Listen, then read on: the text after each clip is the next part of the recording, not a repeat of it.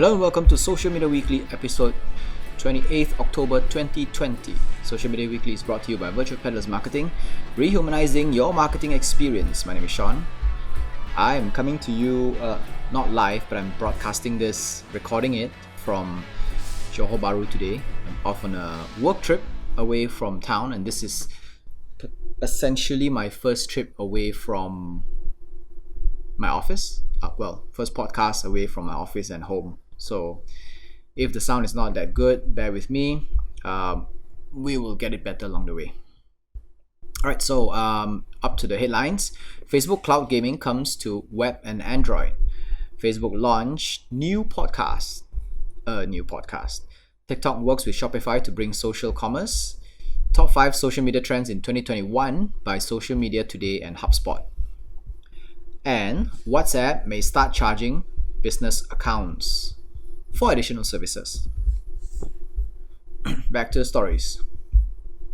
Facebook Cloud Gaming comes to web and Android. We will all soon be able to play games straight from Facebook's web browser and Android app without needing to download extra anything.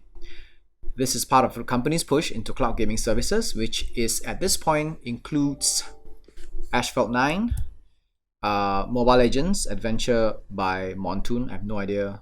I thought the only Mobile Legends was Bang Bang. So yeah, beats me. PGA Tour Golf Shootout by Concrete Software, WWE Supercard by 2K, and more. Facebook also promises an ever-expanding library of games across more genres, but they will be primarily mobile gaming games because they're lighter, they're easier to implement. So I think this is the phase 1 of what they're looking at. Cloud gaming, for the uninitiated, is actually the ability to play games on your device without the need for the game actually being on your device. So the actual game is being stored somewhere else in a remote server halfway across the world. And all you do is actually communicate your commands and receive visual feedback over the internet. So let's say, for example, kind of like a casting system where you give command to a remote server somewhere to run that game. When the game runs, it casts a screen on your device, and then whatever controls you give it, it will actually do the feedback over the air halfway across the world, or maybe in the nearest remote server somewhere. So they do need to place a remote server fairly near where you are in order for it to have as minimal latency or a delay as possible. Of course, you do need a high-speed internet for this to happen, so you cannot play cloud games without an internet connection. Facebook and other companies like Google, Sony, Microsoft, and Nvidia are pushing hard for cloud gaming as 5G internet paves the way for higher internet speed and virtually zero latency. Latency is important because we don't want there to be a visible lag between you clicking something and the character in the screen actually doing that thing. Soon, mobile devices will stop bragging about how good their processors are because they won't matter anymore. All they need to have is a big enough screen and a fast enough internet and a stable connection. Then you can play virtually every game or any game or software that is available without the need for local processing power.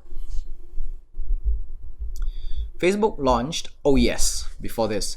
The reason why we still haven't gotten it from Apple is because Apple is still very much against game streaming software or service providers because, officially they say it's because they don't want to have to go through and vet through and approve or disapprove every single game that happens. But it is a lot to do with them don't want any competitors to their Apple Arcade, which they just rolled out last year, and it's not really doing very well. So Apple is hoping to push and promote their own services first before opening their devices up to competitors. So that is an issue. So at this point, no news from Apple yet, but you can get it from Android. And if you're an iPhone user or an iOS user, you can always go to your browser on your laptop. Facebook launched new podcast. It's called Boost My Business, and it features interviews with various business leaders and small businesses business owners to share insights, opportunities, and tips that will help others succeed on Facebook's platform. So it's a lot to do with how business owners and um, business leaders use Facebook to improve their businesses. The show is hosted by Facebook's Chief Revenue Officer, David Fisher, who also previously worked at Google's ad products. I think the content and discussion will hover around Facebook and its platforms quite a bit, which probably makes it a bit biased in the sense that they probably will not host interviewees who are critical against Facebook. So yeah, I mean, being a very straight up Facebook thing, but it doesn't hurt to try and listen and see if that's something that you'd be interested in. So if you are interested, the name of the podcast is called Boost My Business. It should be available across a lot of platforms. So check out Google Podcasts, Apple Podcasts, Spotify, Stitcher, and see if it's there. TikTok works with Shopify to bring social commerce. This may very well be the first sign where digital marketers can finally tell their clients TikTok is now worth investing time and money into. The company announced they were working with Shopify to bring social commerce into the platform. Soon, Shopify merchants will be able to create, run, and optimize TikTok marketing campaigns directly from the Shopify dashboard via a TikTok channel app in the Shopify App Store. This in turn will turn their products into in-feed video ads for TikTok, with the ability to target audiences across gender, age, behavior, and video category. Very straightforward kind of thing. Instead of TikTok creating their own platform to compete with the likes of Facebook, they're working with companies like Shopify in order to collaborate with them and also immediately absorb Shopify's existing clientele and user base into the TikTok fold. So it's there is no talk of in-app purchasing just yet. So it's at this point just positioning itself as a discovery and a tracking platform for brands. So it's a discovery platform in the sense that it's kind of like what Instagram is right now, and Instagram is evolving away from it into an in-app purchase kind of platform, but Instagram is still now primarily a discovery platform where you go in there, you see what you like, then you press a button and then it directs you to a Shopify page, and there you make the purchase. TikTok is becoming that, and there's a lot of tracking involved as well. Similar kind of tracking you get from Facebook, Instagram, and Google as well. So yep, this feature is live in the US now and will roll out to other markets by 2021, which TikTok says will include Southeast Asia. Yay! Very rarely we get to see this inclusion specifics into Southeast Asia. But in any case, yep, it's coming soon, and very happy to see that TikTok is now looking at monetization for brands, which means that digital marketers can now package something for clients to say, you know what, if you're so interested in TikTok, so this is the package we can sell you. I don't know so much about the ROI because majority of TikTok users are still fairly young. Unless if your product is catered towards the young people, yeah, then it's fine. But if not, then you may want to hold back from TikTok for a while more. Top 5 social media trends in 2021 by Social Media Today. The people at Social Media Today released their top 20 2021 predictions. I've looked at them, and I think I will list down the best 5 that I think brands can focus on in the coming year. So here they are. Number 5. The 4 C's of coronavirus content: community, cleanliness, contactless, compassion. People are struggling and more will fall into poverty as COVID continues. Brands focusing on supporting communities and also reinforcing the habits of this new normal will do well with attention. It is a very tough time for a lot of people. I mean, of course, during COVID, during bad times, some people perform better and some people perform worse. But generally, people who are already at the fringe will be the first to fall. And at this point, community requires a form of support. And if a brand comes out and say that they are actively supporting certain communities who are struggling, during these tough times, it will see as a very good initiative in the eyes of followers, fans, and consumers alike. Number 4, rise of the memes. Memes are becoming so embedded in the daily texting habit of individuals every day that they are so used to using it on a daily basis, right? Brands can participate by contributing branded memes that subtly provide brand image, but importantly, they need to ultimately be about the communication of the expression. Okay, so the difference here is that, say for example, if I were to go to an A&W or a McDonald's, right, and I take a picture of that Happy Meal. Well, no, I don't eat Happy Meal, but those McValue meals or whatever, and I take a picture of it, and I want to put in like a meme GIF that represents me enjoying it and it's delicious and all that. So if I type in delicious and nice and McDonald's and all that, and I want to be able to get a meme or a GIF that is created by McDonald's with the McDonald's branding that says it is delicious, or with its slogan or whatever. So what it does is it helps boost the brand awareness.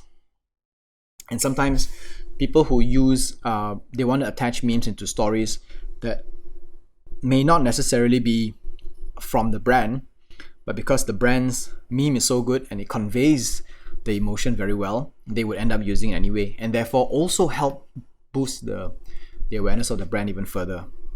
So that is what this part talks about.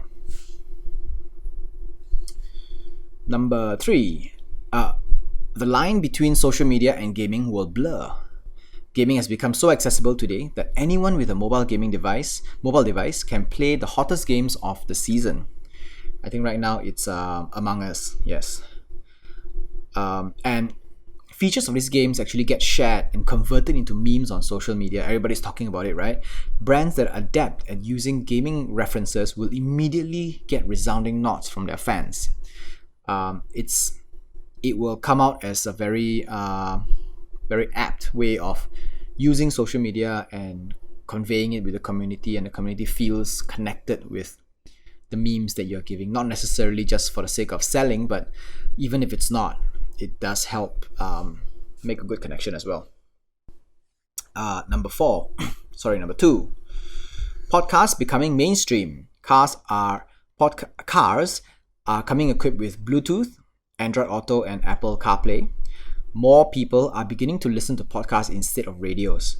They are more curated, more international, and have better content on demand.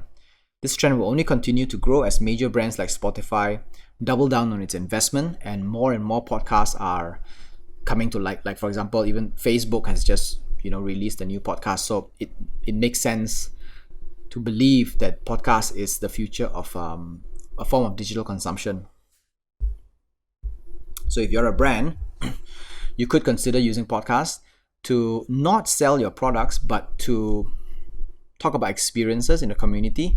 Say for example, if you are in the manufacturing industry, or if you are in the construction industry, you can talk about the trends of construction, what is going on, architects, from the architect's perspective, from a designer's perspective. You can interview top designers and architects and builders on what their insights are, how they look at the economic outlook and things like that.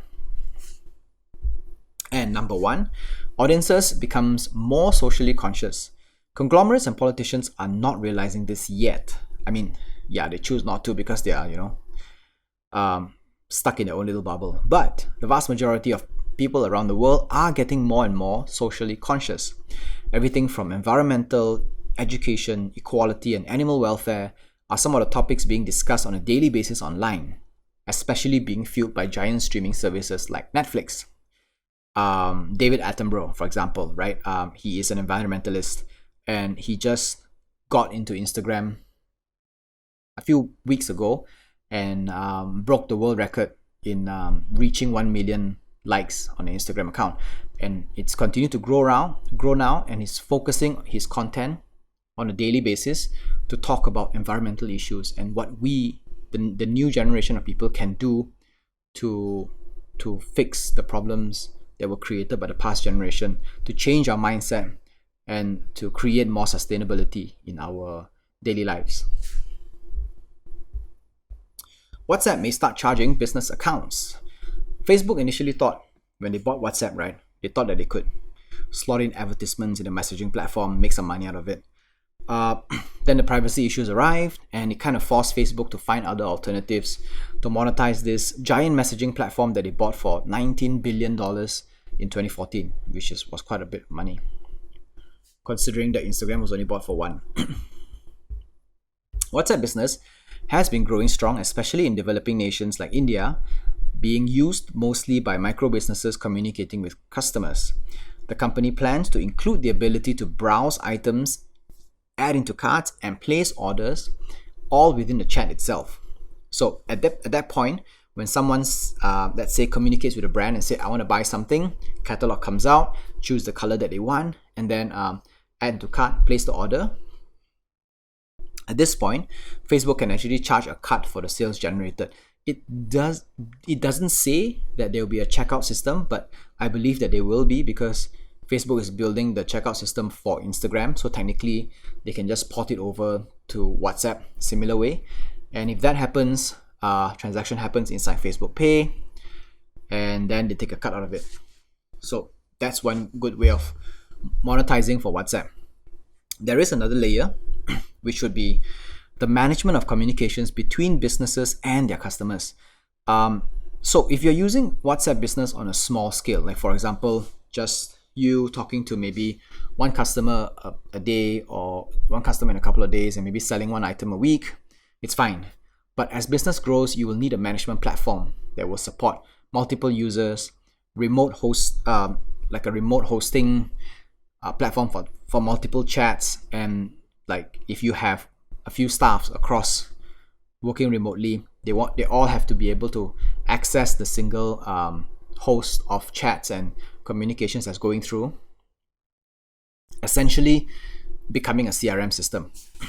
At this moment, similar services are being provided by third-party providers, which Facebook says will compromise the end-to-end encryption security, because the hosting happens elsewhere instead of end-to-end, and they need to decrypt and re-encrypt again, so there is a compromise in terms of the security at that point. Facebook says they plan to provide a similar service in which they will charge a subscription fee for. And then if they use Facebook service, they can ensure that end-to-end encryption is being adhered to, and being, there's no compromise in that sense.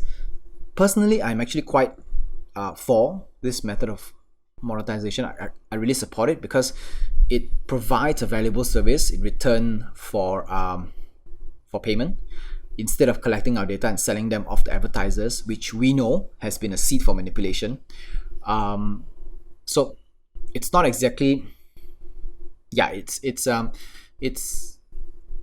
the kind of service where someone who has grown to a size will want to pay money for, because I know there is a demand for it, because this service helps my business grow, and in order to grow more, I can pay some money and take out the service. Instead of taking it from a third-party service provider, I can take it from Facebook, and that'd be good.